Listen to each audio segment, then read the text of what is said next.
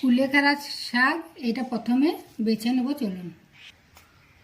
এই শাকে খুব কাঁটা থাকে, এই কাঁটাগুলো দেখেন এইভাবে দেখে কেটে ফেলে দেবেন। কত বড় বড় কাঁটাগুলো দেখুন।